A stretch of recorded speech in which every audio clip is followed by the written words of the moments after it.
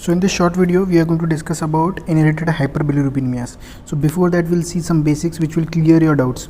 So the first point is we are going to see the hepatocellular bilirubin transport. So this is the combination of your albumin and your unconjugated bilirubin. So from the sinusoid, it comes into the space of Dissay, and from the space of Dissay, it is transported by the bilirubin transporter. You have here the unconjugated bilirubin and your albumin goes here. Then this unconjugated bilirubin is conjugated by the enzyme called as UDP glucuronidase transferase. This is the most important enzyme which conjugates the bilirubin, and now it converts into bilirubin monoglucuronide and could be subsequently converted into bilirubin diglucuronide. Now defect in this enzyme, your UGT1A1 causes defect in the conjugation, which will result into increase in the unconjugated bilirubinemias, which is seen in Gilbert syndrome, Crigler-Najjar type 1 and type 2. Then after that, you see that if after formation of your conjugated bilirubin, this goes into the bile canaliculi with the help of your transporter MRP2, and you can also see that some amount of MBG which is here, it goes back into your space of Dissay with the help of enzyme MRP2, and which is there, and some portion which has come through the MRP2 also goes back into the hepatocyte by OATP, which is your organic anion transporter protein 1 and 3. So it goes and it goes back and it goes into the canaliculi again by MRP2. So defect in MRP2 results into Dubin-Johnson, and definitely you are not allowing the conjugated bilirubin to go into the bile canaliculi, so there is increase into the conjugated bilirubin, and again rotor also leads to accumulation of conjugated bilirubin. So basically Gilbert, Crigler-Najjar 1, 2 causes inherited unconjugated bilirubinemia, whereas Dubin-Johnson and rotor causes conjugated bilirubinemia. So let's see the table and see more details about it. So let's recap. First of all, the most important point is inheritance patterns of all these inherited hyperbilirubinemia is autosomal recessive. So as I said, Gilbert's, Crigler-Najjar type 1, type 2 is unconjugated, Dubin-Johnson and rotor is conjugated. Next, defect, as you can see in Crigler-Najjar type 1, there is absent UDP glucuronidase transferase, so absent, and in type 2 you have 0 to 10%, and in Gilbert's it is 10 to 33%. So basically this is your quantitative defect.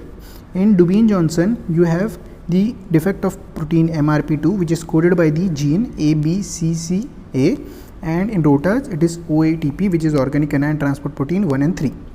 Serum bili, definitely due to the absence of UDP glucuronidase transferase, will be more than 20. These patients usually die within 1 to 2 years of kernicterus, which are infants, and the earlier they would die within 1 year, but now due to the phototherapy and some chances of liver transplantation, they survive.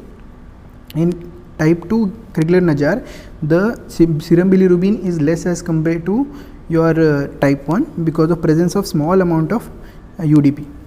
And in Gilbert's, normally in normal conditions the bilirubin is less than 3, and only in conditions where there is fasting, for example in the month of Ramzan, and in conditions where there is infection, the jaundice deepens. Only in those conditions you have increase in bilirubin.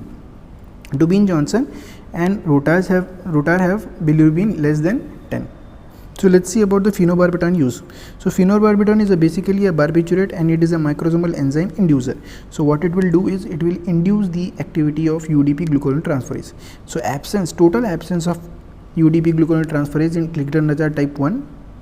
Due to that, there will be no effect or no use of phenobarbital. Whereas when the enzyme is activated in your type 2, the bilirubin level decreases by more than 25%, and it comes to normal in patients with Gilbert's.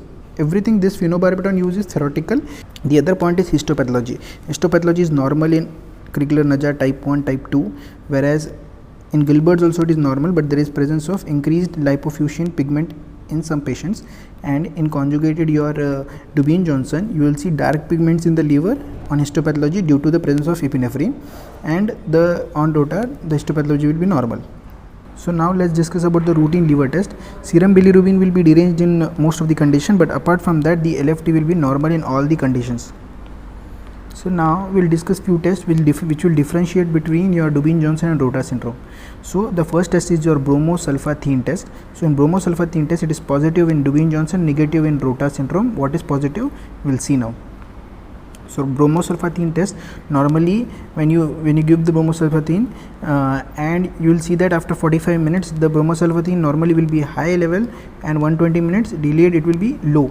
But in Dubin-Johnson, due to absence of your MRP2, at 45 minutes it will be low, but due to your increased transport through the MRP3 protein, which is normal, you will have delayed high level. This is positive in Dubin-Johnson syndrome, whereas it is negative in your Rota syndrome. So the next point is that urinary porphyrin levels, normally they are 3 is more than 1. So in Dubin-Johnson is 1 is more than 3, but the total is normal. And in your Rota syndrome, again 1 is more than 3, but the total is high. The other point is HIDA scan. HIDA scan requires your OATP protein. So due to the lack of the OATP function, there will be non-visualization of the gallbladder on HIDA scan in Rota syndrome. So the other point is oral cholecystogram. So the oral cholecystogram requires MRP2 proteins. So the lack of MRP2 protein in Dubin-Johnson will give a negative oral cholecystogram and a positive oral cholecystogram in your Rota syndrome. So in management for Crigler-Najjar type 1, the prognosis is bad, and only due to the phototherapy the survival is increased, as phototherapy, in your phototherapy your bilirubin is converted to lubirumide, which is less toxic, and the mainstay is your liver transplantation. So whereas in the other condition the treatment is not required. So now at last we are going to discuss few factual scoring system and indexes. So the first scoring system is your MELD score. MELD score, the mnemonic of MELD score is your CBI, which stands for serum creatinine, serum bilirubin, and INR, PTINR. And the other prognostic index is your Neisser's prognostic index. Neisser's prognostic index is used in patients with Wilson's disease, and it consists of AST, which is SGOT, serum bilirubin, and prothrombin time prolongation. Okay, thank you.